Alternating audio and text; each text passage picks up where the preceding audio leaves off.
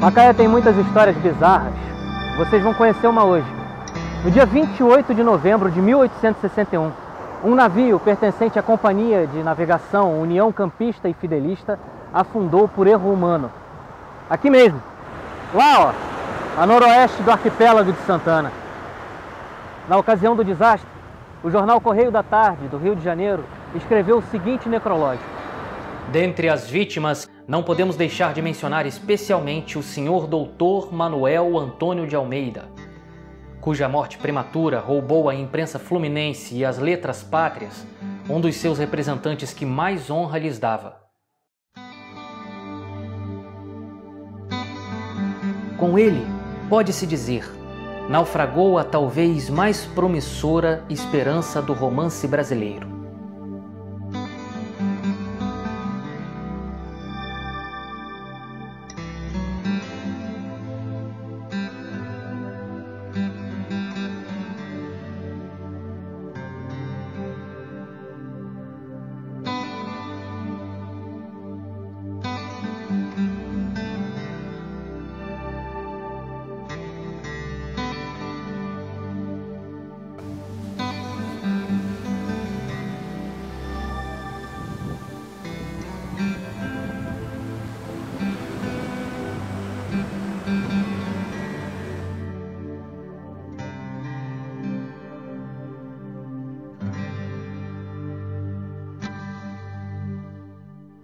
Ao norte da província do Rio de Janeiro, o governo imperial estava para inaugurar um ambicioso projeto. O segundo mais longo canal artificial do mundo.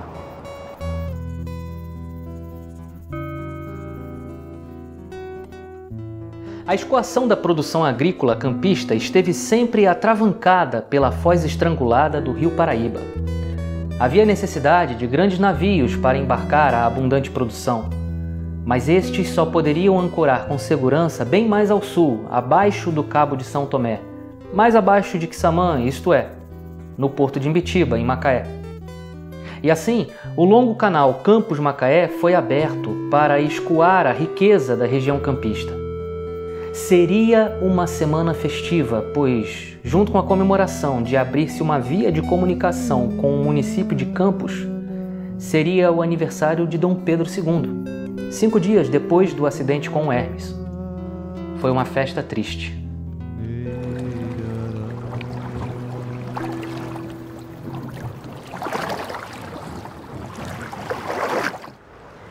Muitos dos alegres viajantes, certamente debruçados na amurada do navio, contemplavam a magnífica Baía de Guanabara pela última vez.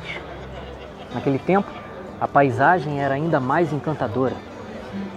E à medida que o casco rompia a superfície límpida e prateada das águas da baía, mais os passageiros se extasiavam com as montanhas cariocas cobertas por um verde refrescante. E pouco a pouco, ao longe, avistavam os morros e entre o casario moradias com imagens tão íntimas. Templos do anedótico e folclórico mundo carioca, abraçado por uma natureza exuberante. Manuel Antônio de Almeida viu essas coisas pela última vez. Ele, que havia completado 30 anos no último mês de outubro, olhou para a sua cidade e deu o seu último adeus, ainda sem o saber.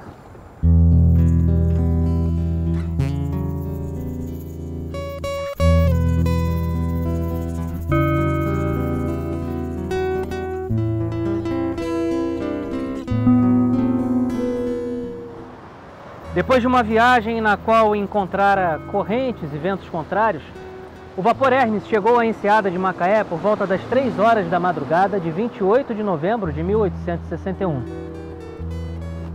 Ué, mas essa não era a rota. Era para ter seguido direto para Campos. E, no entanto, pararam aqui para desembarcar 3 passageiros de Quissamã e seus escravos. Após uma breve demora, o navio zarpou para em seguida bater na tábua. Assim era conhecida a rocha submersa na qual o navio bateu.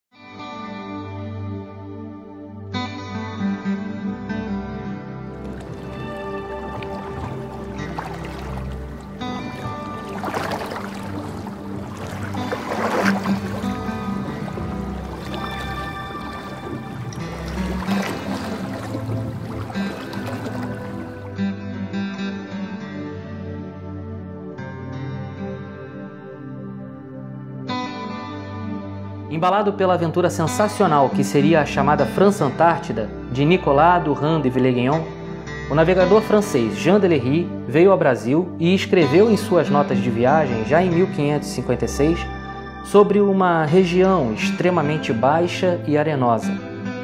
E em seu emblemático livro Histórias de uma Viagem Feita à Terra do Brasil, Lery assinalou o seguinte: aqui, próximo à foz do rio Macaé, notamos a noroeste do arquipélago paradisíaco dezenas de lajes mergulhadas pouco notadas, e somente as vemos a curta distância.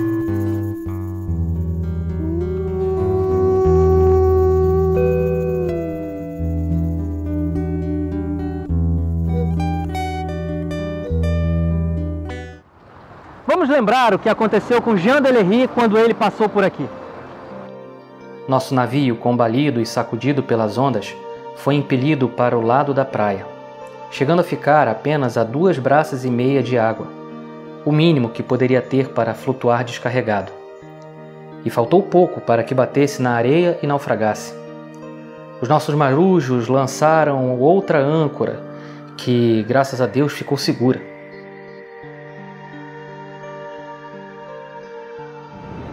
Esse angustioso transe durou aproximadamente 3 horas, durante as quais de nada serviria gritar: ao bom bordo, a este bordo, segura o leme, mete de lá, ergue a bolina, larga a escota.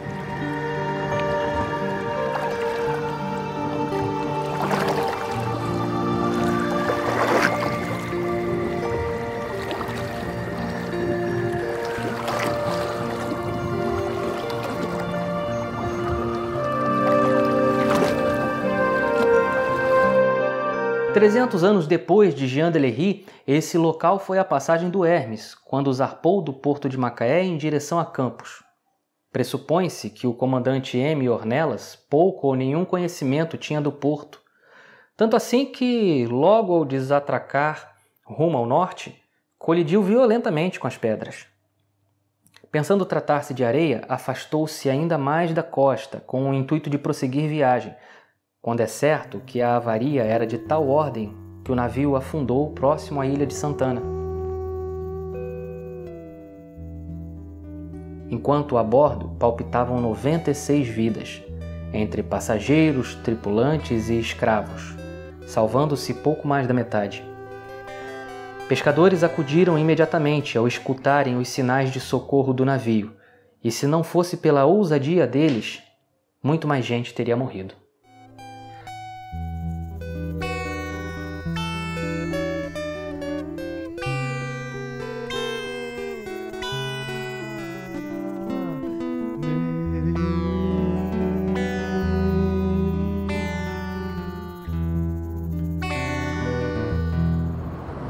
O que fica um pouco fora da órbita desse pesquisador curioso é que esse perigo, situado próximo à praia macaense, ainda não estava cartografado pela Marinha de Dom Pedro II em 1861, mas já aparecia no mapa de Lery de 1556. Ou seja, 161 menos 500 anos, uns 300 anos antes. Quem será que dormiu no ponto? A laje foi batizada Pedra do Hermes.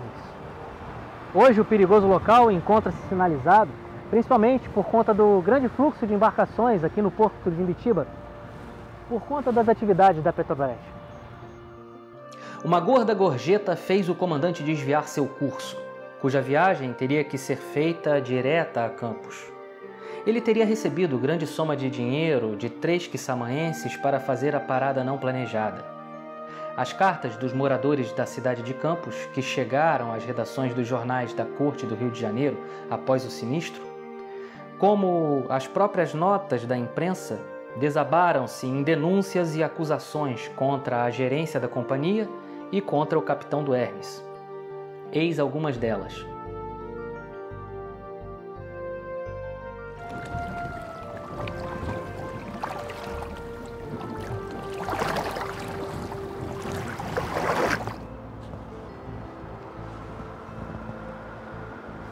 Por que razão o Hermes desviou-se de sua rota contra o anúncio dado aos passageiros? Mas o que é verdade é que este foi um capricho da gerência em favor de 3 passageiros de Quissamã que tinham que desembarcar em Macaé. Uma triste realidade veio ontem enlutar a muitas famílias e provar mais uma vez o desleixo e imprevidência com que se fazem geralmente entre nós os serviços públicos. Esta catástrofe foi toda devida à imprudência do comandante. O Hermes, nessa viagem, não tinha que fazer escala em Macaé. Entrou aqui nesse porto por interesse de alguns passageiros aos quais o comandante quis servir. Gorjeta e corrupção no Império. Bom, como o desvio da rota marcada atrasou a viagem e o vapor tinha que chegar à Barra de Campos com maré suficiente que desse entrada para a embarcação, o comandante decidiu seguir em rota direta, deixando de fazer um habitual contorno ao sul do Ilhote Sul. E por isso deu com o navio sobre a pedra. O homem responsável por enlutar tantas famílias também morreu no acidente.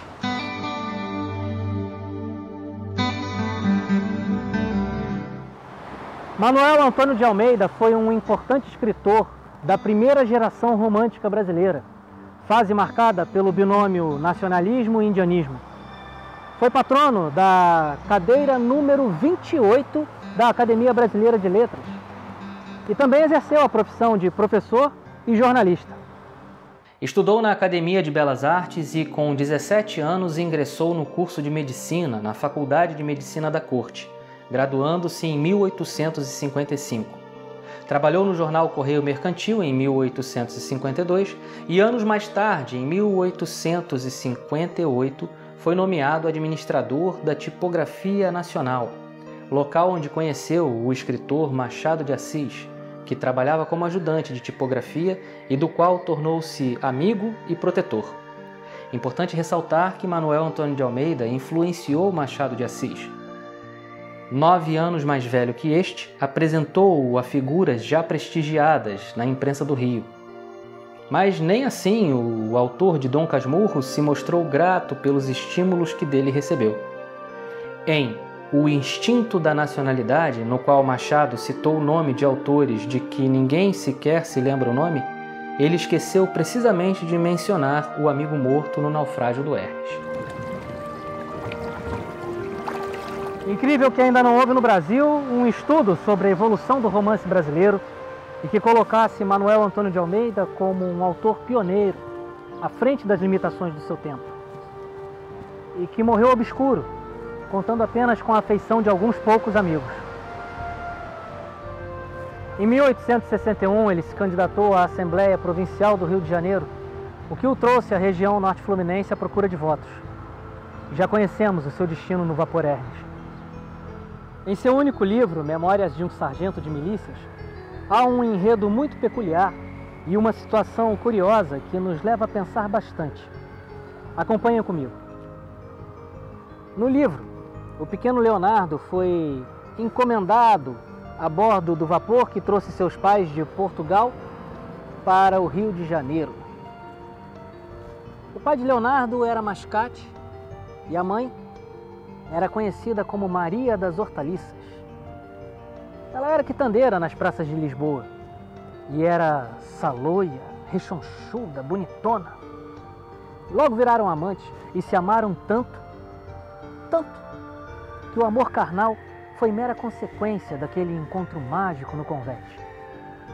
Mas quando desceram em terra firme, Maria já começou a sentir os primeiros enjoos da gravidez. Ou seja, ao escrever Memórias de um Sargento de Milícias, Manuel parecia estar escrevendo a história dele mesmo, só que ao contrário.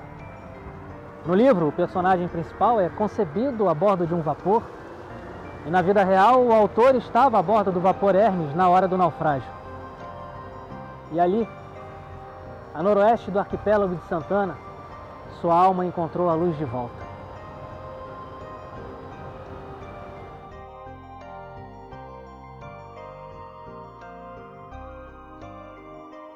Quem eram os 3 misteriosos passageiros de Quissamã e seus escravos que desembarcaram aqui no porto de Imbitiba naquela fatídica noite de 28 de novembro de 1861? Eles marcaram para sempre suas vidas com essa tragédia. Por causa da ambição e irresponsabilidade do capitão Ornelas, do vapor Hermes, aqui nessas águas, naufragou o Titanic de Macaé.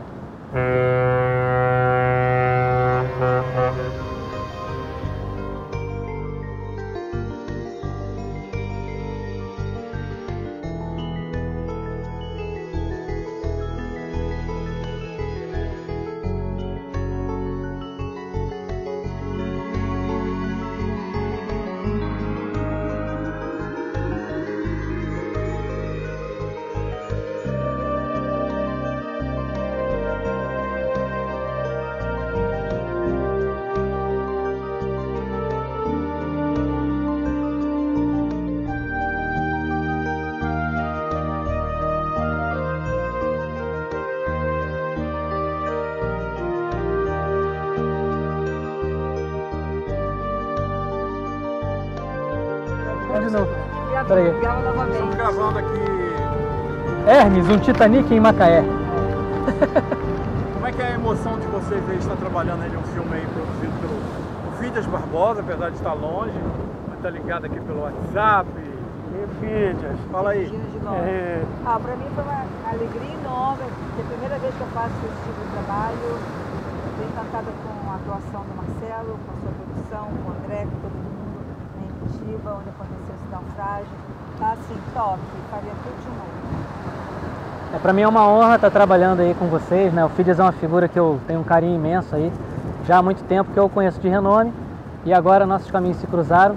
Estou aí com o parceirão André, que pô, amigo de longa data, a Vânia também queridíssima, que somou demais, o Elinho aí com esse trabalho super técnico, super preciso. Verdade.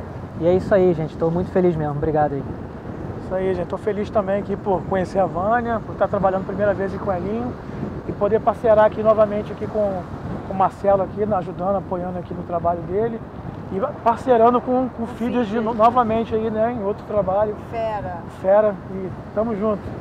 Show, eu tô aqui por trás das câmeras, né, eu não consigo aparecer, mas eu sou fã do Fidias e agora de vocês, parabéns. Obrigado. Por esse trabalho, por essa dedicação.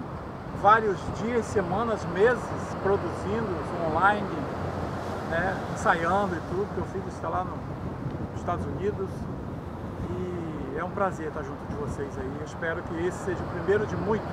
Amém. Isso aí. Quanto? 1556. É 56, não é 3 não? 56. 6? Ah, tá bom. Deu um salto temporal aí. Vamos de novo. Tá capitão?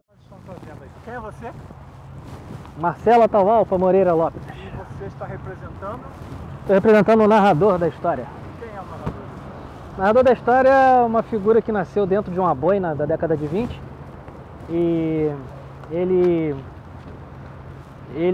usa essa bengala, ele machucou o joelho jogando futebol. E essa história aconteceu aonde? Essa história aconteceu em Macaé, nos idos de 1861.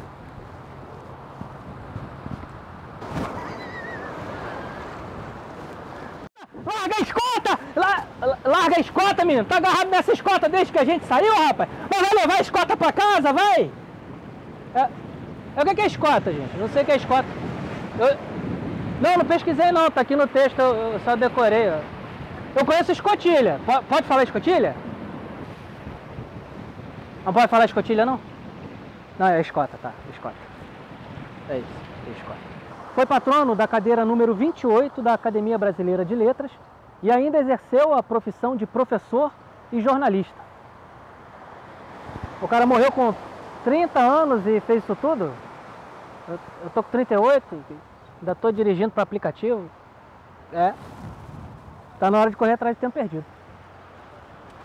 Não corre perto não. Segura como, cara? Só se dobrar isso aqui. Segura aqui. Segura aí. Peraí. Peraí. Ei, velho. O que eu faço? Vou abrir. Segura aí.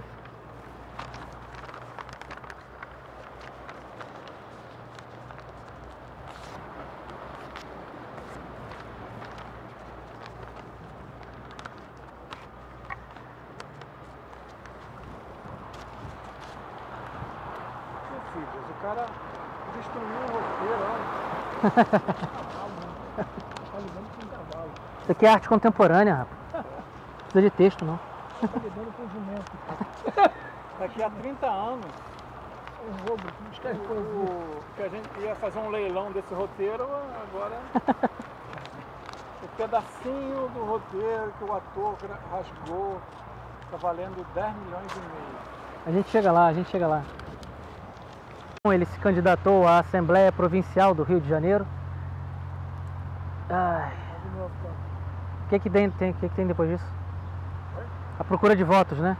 Isso. O que o trouxe, tá, desculpa. Para nós Fluminense em busca de votos. Tá bom, Vamos lá? agora vai. O microfone ainda. Não, o microfone é mais importante. Cadê a mãozinha? Não, deixa aí, deixa aí. Aí, a Vai, mãozinha. Lina. Eu não vou descer?